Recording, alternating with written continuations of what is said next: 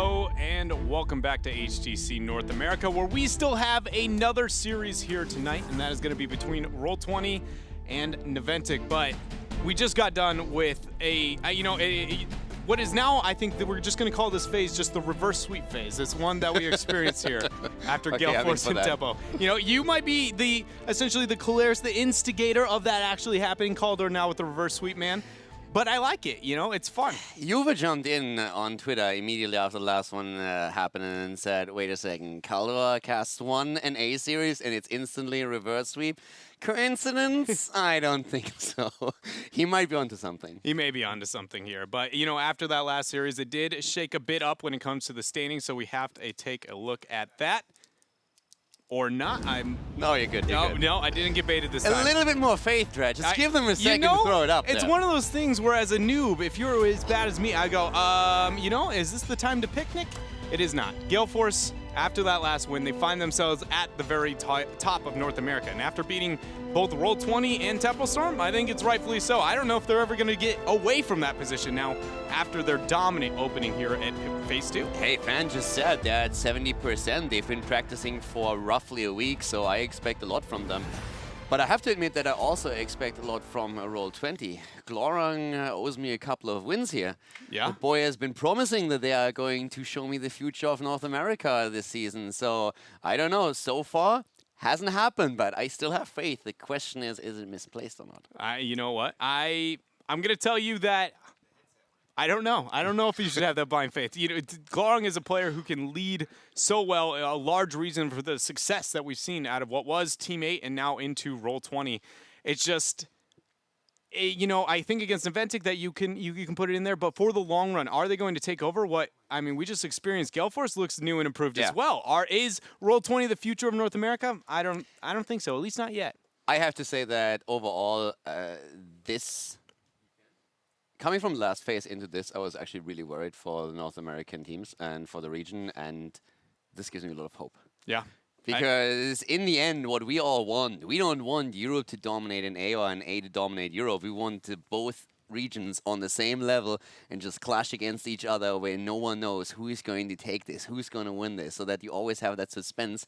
And then in the end, it's going to become just the Western regions trying to beat Korea and also China in the long run. Because don't get me wrong, I'm happy that we had European teams come in on number 1, number 2 at the mid-season brawl, but I'm not that arrogant to believe that that's going to be the trend of the future. So, yeah. All right, so some humbleness does exist here. And, you know, these players feeling rather humble themselves. We need to hear what they think about this series once more. I think Roll20 is a really good team. They're like probably one of the best in NA, and with Goku they're even better than they were, but I feel like they still have stuff to work out on their team, and when they work that out they'll probably be really good. We can beat Roll20 with our current team. I feel like with me on support and being on range is probably the best we've had in this tournament, since Biggie's a better range than I am, but we'll see what happens. Our roster is starting to get into the groove of things. Compared to last week's performance, where we didn't have much time to practice with each other and develop synergy. People were like, oh, you know, I share the same hero pool as most of these players. You know, it could be difficult for me, but I pretty much have a huge hero pool, just even since to like the Tempo days. Like since Tempo till now, it's not like I lost the ability to play those heroes. It's just that they wouldn't be as strong as like the heroes that are like the flashiest.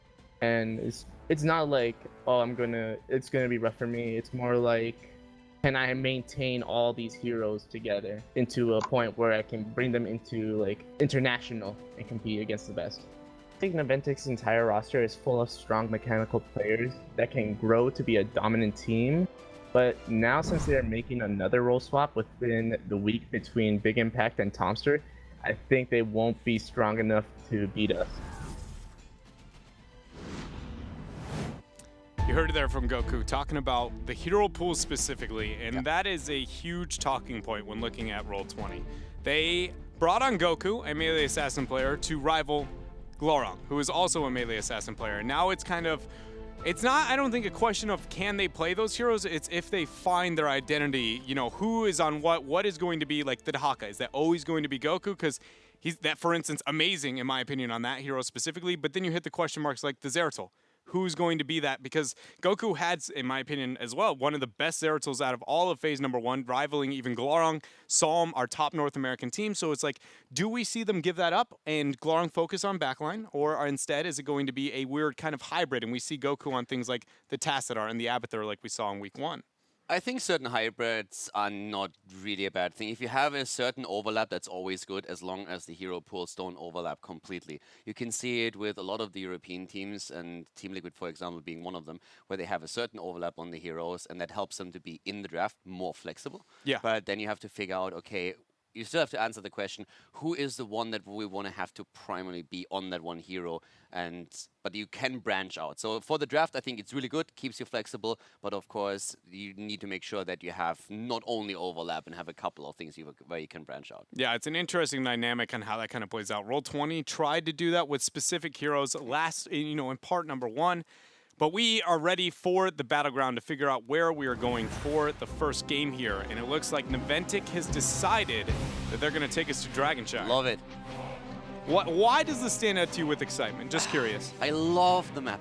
I love casting it. First of all, there's a couple of maps that I absolutely enjoy. And one is Cursed. I really enjoy Cursed, and I love Dragonshire. Games here are traditionally a bit longer. You see a bit more team fighting, and I think it also demands the most from the teams when it comes to coordination and how they approach the fights. So that's why I absolutely love games of Dragonshire, casting them. Yeah, Dragonshire actually is pretty heavy ban so far in North America when it comes to the maps. That's why I was surprised to see it let go through. Right now, it feels like in general North America does not want to deal with Braxis, does not want to deal with Dragonshire, but Naventic is going to opt towards that here against Roll20. And I feel like that makes a lot of sense. When Naventic is at their finest, it's usually on maps where Zuna specifically can get really good rotations, try and catch the opponents off guard, and then force 4 versus 5s, advantageous fights. It's also one of the maps, okay, I have to say, this is a map where I don't know who Roll20 back then played against, but it's a map where we get the pleasure of sometimes listening into the comms when we're off. You guys can listen into the European comms. We can do the same with the North American. And when I listened to one of the games that they played on the map with a Nazeeba composition, from the get-go, the idea was get 20. And I was sitting there face-palming the entire time. I was, how can this be the only strategy that you have? And in the end, they lost it even though they reached 20. And I talked to Glorong about it, and I was just like, that really disappointed me. And we talked about it a lot, and he said, if you see us play again, it's going to be a completely different style. I'm looking at this, and I'm saying, I want to see exactly what you talked about when you talked about tempo. I want to see aggression. I want to see crisp rotations. I want to see that what you told me when we were in Sweden is going to come through. And I want to see Naventic do their best to prevent it. I'm on the same page with you. For any team that has international experience and comes back to North America, I want to see, it doesn't even have to be necessarily wins. I don't even mind that. I just want to see offense. Yeah. Offense being played, looking to try and force and punish. Show me the play. Yes, and that was what I'm looking for. And I feel like Roll20, especially Glorong, he never expected you to be on the mic in NA, so now there's a lot of pressure. He's like, I hope so. You can say it to Glorong or to Caldor all day. The minute he brings it up to me or Gilly, though, it's like, they might say that out. So, man, Glorong has to put his money where his mouth is. And it's going to be, looking towards the draft here. What do they want to take in this 2-3? I can tell you one thing. If they draft a Nazeeba, I'm just going to walk off stage. No, but jokes aside, we have the Genji and the Tassadar ban here. And so far, Roll20 going into the flexible Uther. I guess whenever we're talking about the first 2 bans and we're talking about the first rotation or the first pick, we're always talking about the same 4 or 5 heroes in any meta iteration. There will always be a few heroes that just shine because they can keep you very flexible in how you draft, and that's the case here as well. The Uther doesn't surprise with that background, but we have them already adapting a little bit to what they experienced in Sweden. Yeah. So we are having the Stitches immediately being picked and Li Ming for burst damage. Yeah, and it's also not going with what we've seen from in general in North America, it's been the Arthas to be able to deal with the Dahaka, especially teams like Roll20. Their priority onto the Arthas and dealing with that 1v1 matchup has been a thing. So an adjustment not only according to the MSB, but also just for Roll20 here in the series from what we saw throughout the week number 1 of Phase 2. I still like what we have for Naventic so far. The Dahaka is fantastic on any map where you get value out of just simply having the global. This is a great map for it because it's one of the best. You can control the shrines, you can simply burrow into the middle, get the Dragon Knight in Uburak. We've talked about him a lot. His cocoon is on an incredibly short cooldown. That talent is so impactful. It is insane, probably the best talent in the game at this point. But I'm really looking forward to how the draft shapes up from here on out, because with the bans, target banning Glorung with the Medivh, with the Grey main then, because of the follow-up, especially with the Cursed Bullet against the frontliner like Stitches, this is where the draft really becomes juicy. Yeah, you know, especially for Roll20 has done a really good job of, like, because Naventic committed to the Double Warrior high rotation from them, and having the Uther, which is miles above. Like, before we knew Uther was probably the best support in the game. Now he is that much stronger because his number 2 slot was definitely set a step back. Full global. In the world of supporting. And yeah, that's going to be a double global here for Naventic. I would like to say that I don't mind that strategy on maps like Dragonshire. I think it has a time and a place.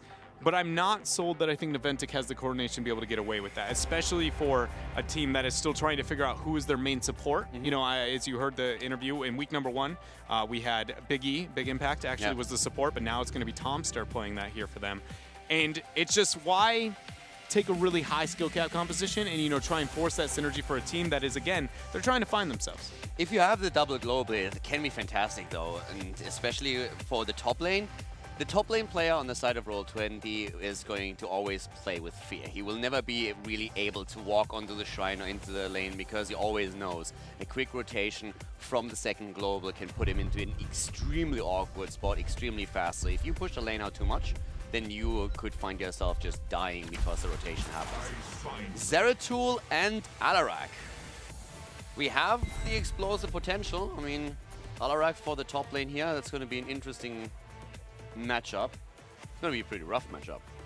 Yeah, this is a bit, not quite what I expected to come in the last 2 picks for Roll20. I don't hate it though. Well, here's the only thing that makes me concerned is if this is a Brightwing pick, I'm going to be a sad panda. But if it, or a sad fairy dragon, I guess, you know, I'm not Chen here. Just mainly because the Zeratul is really, really cool for the Stitches isolation, unless your opponent gets a burst support to be able to save that target. Uther is removed, but there's still, the Medivh has been removed. So now it comes down to like, well, they wanted to move into the globals, and Brightwing on top of that would be pretty neat, but now you don't want to move in that direction because there's no way you're saving that target. Alarak bursts, Zeratul bursts in CC, and the Stitches isolation? What I really like with this, I mean, Stitch's isolation is already great with the Void Prison, but the pressure that Zeratul alone puts onto Lunara and Falstad is crazy. That is absolutely fantastic. So, especially in the later stages of the game, when you have that burst potential, Lunara and Falstad are 2 perfect targets for him. What I've been thinking about, I mean, we have seen that rarely. I don't know, if I look at this, the first thing that would jump to in my head is, okay, Alarak takes the solo lane. But we have seen in the past, in the early stages of the game, Zeratul players taking the solo lane until 4, and if you just bank your hopes on the hook alone, if you get the hook target and an Alarak combo on that, that's a dream. Yeah, I actually personally would like to see that out of them. I think Alarak's skill potential and value that he can get out of the early stages of the game is really underestimated into a 4-man. And then, yeah, making Zeratul kind of just be the placeholder for a short period of time and then maybe make the transition elsewhere. At least just... the most important thing, I think, is just making sure you're not as, how do I say this, predictable with the transitions and the rotations. It doesn't necessarily mean that you have to make those, but just not letting Naventic go, okay, I know my 1v1 at all points in time can really set them back here. But I have a bigger concern.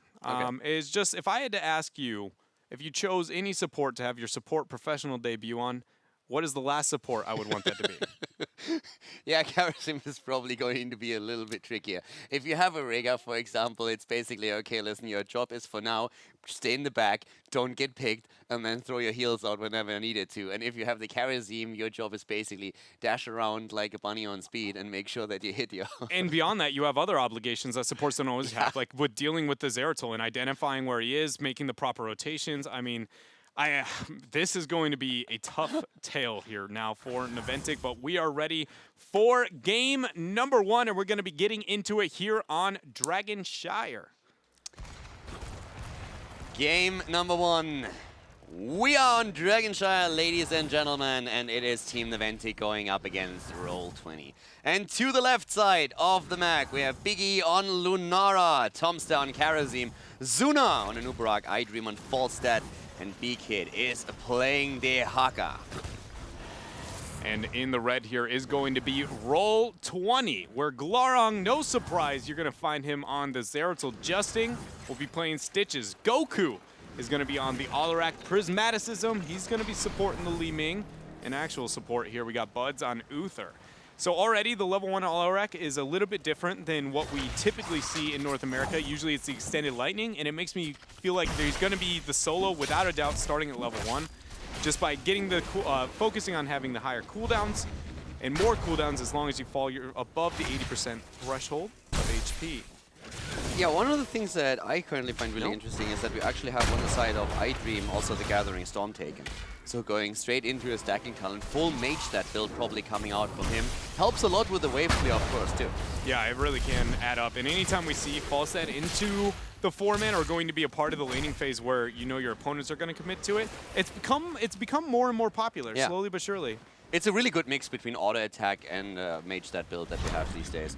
I love, by the way, that what we talked about before the draft or before the game started is happening. We have up to the top lane, Zeratul holding the lane, at least for now, and I guess eventually they're going to switch over, but at this point they're looking for the hook into the Alarak combo. Yeah, and you know, I thought because without the Extended Lightning, oh, nice hook, the combo, the silence is there, telekinesis using it a bit later to try and catch him out.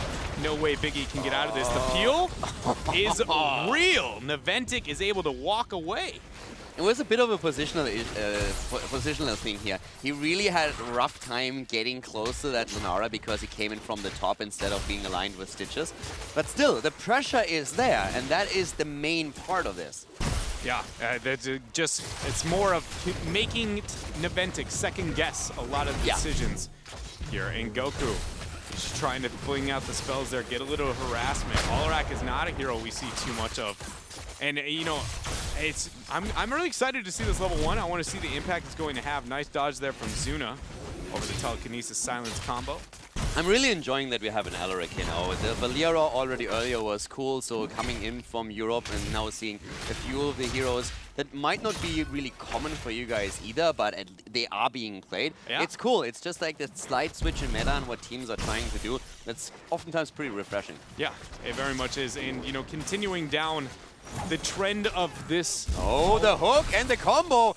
Ah, so close, nearly getting the kill in. If that Li Ming is not busy helping Uther with the giants there, that's a kill. But the fact that they're able to pick up giants and still almost have a kill is still showing that Roll20 is, you know, effective with applying the pressure here through the map. But it's going to be Chaos Reigns there at 4 for Alarak, so not too crazy there, just standard stacking. And it's going to be synergistic there with the level 1. It's just, again, no extended lighting at 1. I'm just trying to look at the justification, the thought process here we see for Goku. Yeah, well, for now we have them actually aiming for a kill with Zeratul rotating into the middle. They're going for Falstad, and they get it. Falstad is down. Great move there by Zeratul moving in, Justing and Goku also there. And now they're going deep. Counter kill against Uther, but they're attempting to go for a second one. Big E low, so is Tomster. Both getting away for now, but they are body blocking Zuna, and they get that kill. They end up getting the pick there. No hook is going to be even needed on the, you know, Lunar. Just focus on the kills that you can rely on. Nice punishment coming up from Roll20, getting that collapse up to bottom. But it did cost them an Uther. And really the biggest thing here is the fact that we see, you know, Dahaka with a really successful lane matchup into the Zeratul specifically, and that still Naventic has not been controlling of the shrines, getting pressure. Typically when you see a double global and a Dahaka into a mismatch, you're like, okay, where is Roll20 going to have shrine control? But look, Roll20 is the one feigning the shrine control right now. That's insane. Goku actually missing the combo against Tomster here. By the way, Spirit Ally now taken on the Karazim on level 4. That really calm for us because usually we are seeing more of the Earth LA being played. Or Air Totem to be able to deal with the Zeratul. Yeah. But now it's going to be a different route for all around. Goku getting caught out there. Punishment here for Naventic as they're going to start this first channel. This should be Justing dead. Toms are going with perfect body blocks. Oh, but the drag comes in, and that's great play by Naventic here, getting the 2 kills. And overall, they are ahead in the kill count. 3 against 2, both teams on level 7. And Naventic actually pulled ahead in experience even before they took the structures down. Yeah, and you know, shout out to Tomster. I should have said it before the game. That's probably the hardest support you could have that support debut on. But even then, coming out there, confidence in the body blocks, understanding the amount of damage he can take from Li Ming, these are things that usually take time. But, you know, maybe Tomster got the name T-God for a reason. It seems like it. Glorang at the top is just trying to burn Zuna on the Dragonite down. BK a bit low here, but should not really fall. Gets the drag on, a bit of extra damage against Glorang. Zuna is going to lose the Dragonite here. No problems, of course, moving away with the Anub'arak. Doesn't even have to use the burrow. But that is Naventic taking an entire level lead against Roll20. Pre-10. Yeah. That is just, I mean, insane. The fact that we see that here from Naventic, man, I am everything here that I projected for the beginning You of look Phase like 2. you don't know if you are impressed by Naventic or let down by Roll20. I feel that exact way, but again, that isn't a good or a bad thing. That's just, I am more satisfied to see that this is even competitive, really, because Naventic, looking at Phase 1 version Naventic versus now, the fact that you would say this early, they always lost the early game. They might be able to take a later game fight, but now they're just going, we're out macroing, we're out playing. It's beautiful for them. They have level 10 any moment now, and they have an entire level lead. They can really play aggressive around this. And especially with the globals, they should be able to make a play or at least threaten something. Look at this. I don't know if you've watched every Dragon Shower game in North America where I beg, please no Zeratul. No, I actually It's didn't. pretty much about every game. And he shows up at pretty much about every game here in North America. This is a different version of Zeratul than we typically see, though. Being the placeholder up on top, it's a little bit more acceptable because it makes Roll20 not have to approach the map as linearly if he's a part of the 4-man, but it's also just a losing matchup flat out, and no way you can argue otherwise. So it's one of those things where I'm still just not convinced. I like that it's different than we normally see it, but again, it's still a pretty weak argument to pick the hero. I like the different aspect as well. You're absolutely right on it.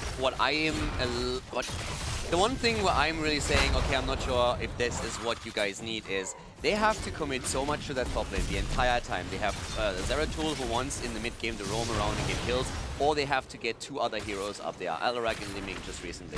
So you dedicate so much just to stop one single lane, and those heroes are missing on the rest of the map. So I'm just questioning if that Alarak was really needed, or if there's another solo laner they could have picked that gave them something in the long run here on the map. But even, I don't know, putting up a Leoric, for example, up to the top lane, I would have preferred that, I think. Yeah, no, I completely agree with you. And it's funny you say, like the Alarak, because I look at it as like, I don't think there is a right or a wrong, but I look at it as like it's a Zeratul problem, not an Alarak problem, whereas you go like, well, who's up into the top? Because I view it as they committed to Zeratul and Alarak in the same rotation. Yeah. I would have preferred Alarak on top, honestly, but they're volunteering to let the Zeratul, committing the Alarak to the 4-man, and we can see the argument as to why. It's just, but Zeratul's getting top-decked and wrecked up there. Like, he just has to stay in the shrub and be like, can I get the soak, please? I mean, you can make an argument for both of them could be switched out here. If you want to have Alarak in the rotation for the Stitches hook and combo follow-up, then you could have gotten a different solo lane, I feel. That, on the other hand, is the Void coming down right now, and they are moving in with Zuna being extremely low, but there's still the Cocoon in play, and they are stunning out, for now at least, Uther. They don't get the kill just yet, but B-Kid is in the middle, and Bots is about to fall. Big impact there. You see the spread AoE damage coming out from the Splinter Spear. Everybody on the side of Roll20's health bars are just dropping, and they can't do anything about it there. There goes a hook combo. Gets the Gorge, moves in, but it's still the Haka. The minions. They're trying to get the kill, but Essence is already used.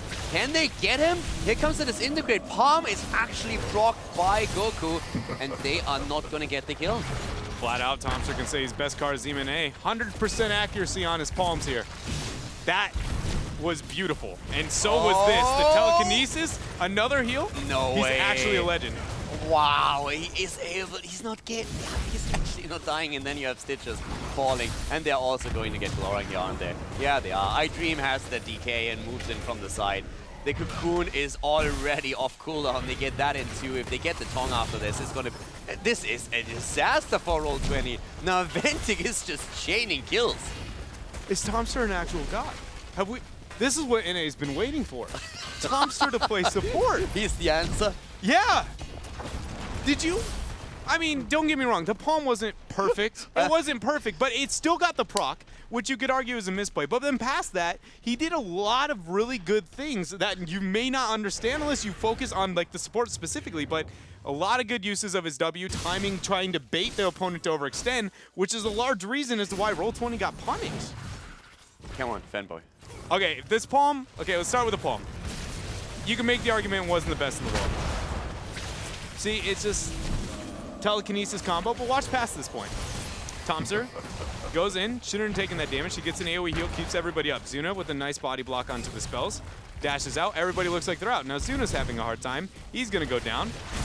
Walks in, gets another heal, and everything's fine. He's just, I mean, again, it's not miracles, but he's just doing exactly what he's supposed to do. And to be honest, that's not something you see for most people going from a damage role to a supporting role. Their mentality is so different. That's just crazy here for Tomster. Guys, you should have seen it as it all happened. Dread all of a sudden became very quiet. His jaw dropped. He looked at the screen. My hands and are up. you could literally hear the wheels turning in his head. It's like, is this the answer? Did we find the solution?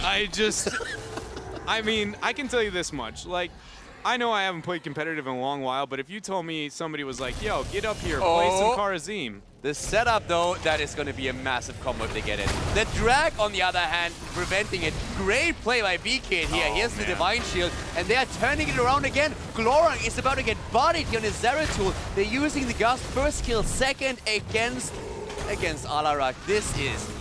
what is happening here? Naventic is completely on a roll. Did you use that pun intentionally? Because I went with the tempo one, but then you go... Oh, yeah, okay, sorry, no, that wasn't intended. All right, so... But I see it. Casual poor puns coming out here from HGC North America, but absolutely concrete play here from Naventic. I mean, it's a 3-level lead on Dragonshire, and they're looking to pick up another Dragonite at the 12 mark, looking for probably a keep. But again, I have to say, BKid with a drag against Alarak, that was absolutely perfect. If he hits that just a bit later, then they are getting a 3-man combo off with Alarak, and that just can't happen. That would turn the entire fight. So the setup was fantastic that we saw from Zeratul, but then Alarak not getting the combo off just because of the Dehaka Tong. So really well played. And this is the third DK in a row for Naventic. 3 Dragonites in a row. And now they're going to stomp and mark. Remind me just quickly, who was the favorite going into the series? The team that wasn't in the Crucible and in fact competed at the midseason brawl and placed higher than every other North American team. I don't know if you've heard of them, but their name is Roll20. They're on the red side. Okay, just checking. And they're losing this game. Just checking. Okay, thank you very much. I'm not that familiar with the name, yeah, so I'm just making sure. They're losing this keep too. There's the Gorge. 12 minutes in. Void Prison is in, that keep is a goner. They kill against Sonara. Okay, so Roll20 try and turn this, but the keep is down. They haven't taken a fort yet, by the way. And Glorang's just getting punched to death. Bud's there with the heal. 3-man combo coming out from Goku. That's going to be Chaos Reign's full value there. They get rid of the Cocoon. Yeah, Roll20 is on the hunt right now. They want to get kills, but we have iDream. He has the Gust. He can use it whenever he needs to. Doesn't even have to, though. And that is now Naventic walking away. Yeah, easily.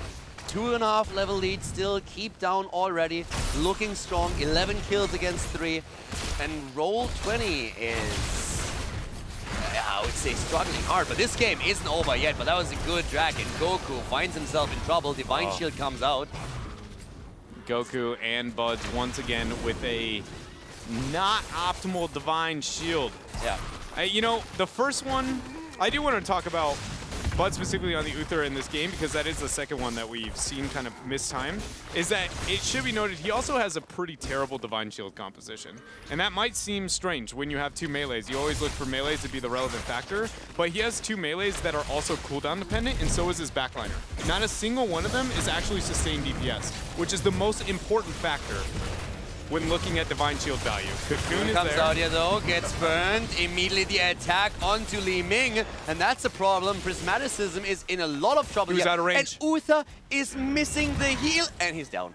I don't know if I was missing the heal. It was just flat out Li Ming didn't step back to the range, and it was the last frame possible to be able to hit the Li Ming. Steps out, confirms the kill. To be fair though, she also doubled down on her poison, and she might have died 100% no matter what. But again, it's just a lack of coordination we see out of Roll20 that we did not expect. How did it start? That started with them getting a hook and a gorge.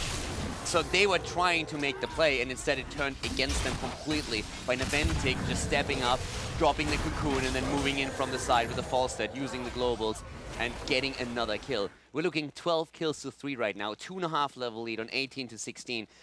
Roll20 has now the best chance that they ever had to actually win a team fight by using the 16 tunnels. But if they don't do it here, when will they ever? It's a really good point you bring up. That essentially, Roll20,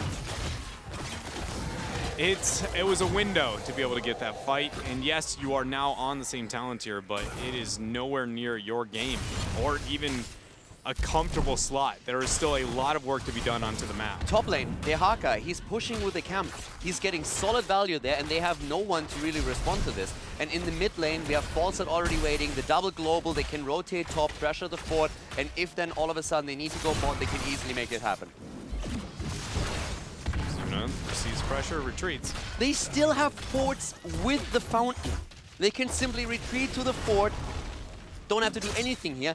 Dehaka takes the fort at the top lane. I mean, Naventic is just getting more experience. They've worked towards the level 20, and Roll20 is sitting there and they're saying, what are we doing if the hook misses? Because it's the only tool they have right now. No, yeah, the only win condition I see left for Roll20 is just a huge hook into Void, and they get a kill, and that kill is impactful enough to make sure they win the game. Zuna goes in. It's going to be a 3-man knockback. Stun is there. Silence follow-up. Palm hits, but the Gorge pulling him away. Wow, the Gorge is there, and the kill negating the palm, actually, and then getting the kill here. The 3-man Void, kill on both sides, a 4 versus 4. Can they get no combo attempt? Goku is just too far away. Bloods has to die. If they even want to win this fight, even afterwards, Blood should have died and then everybody initiate. That's the only chance they have in this fight. Big E goes in, gets the kill, and that is all of a sudden a 4 versus 2. And then I Dream there using the epic mount. He's going to fly on over, make sure Glaurung cannot retreat. Justing is the last man standing. Sadly, that's an award you typically do not want to have in Heroes of the Storm. And now a 4th Dragonite going over to Naventic, 20 talent tier, it's keepless, and they've got their eyes up onto the core. I'm gonna be honest here, you know, I like the fact that they're moving here, and I don't think there's any, actually, hold on here. This isn't 100% over. Well, we're gonna find out now because that Dragonite is not kidding around. There's the hit, moves in straight to the core, they're going for it. They're even trying to get the kill, they're going for Justing here. And let's see if they can make that work, but the shields are gone. Roll20 is losing their core rapidly. We're gonna have Zeratul back in a few. He doesn't have the cooldown on Void. He can't stall it out. This is game. Naventic dominates map number 1 and takes the game off Roll20, taking the 1-0 lead in the series. Yeah, you know, I thought for a moment there, I was like, you know, there might be a Void. Li Ming with the resets is one of the best defenders. Then I realized there was no Void. And in fact, with 2 members, not even close. Clean victory there for Naventic. Not even just the very end. The 16-4 on picks. The entire game. Roll20. I don't even honestly have words. I don't actually know what to say in this circumstance because I talked about last week about how Naventic, historically, every time they roll swap, that is when they're going to be number 1 and 2 in North America. Now you know Roll20. They made their adjustments, and it's very apparent that they're still identifying their strengths. So now, much like you had today with, I would argue, Good Guys versus Team Dignitas, you go, how good is Naventic, actually? Yeah. No idea. Absolutely no clue. I know that feeling. I had that today several times. And the thing is, like, even when they win or lose, no matter how the score ends at the end of the day, just seeing the performance, you're just questioning, was that a fluke? Is that what I can expect every week right now? What's happening here? But we have only seen 1 map.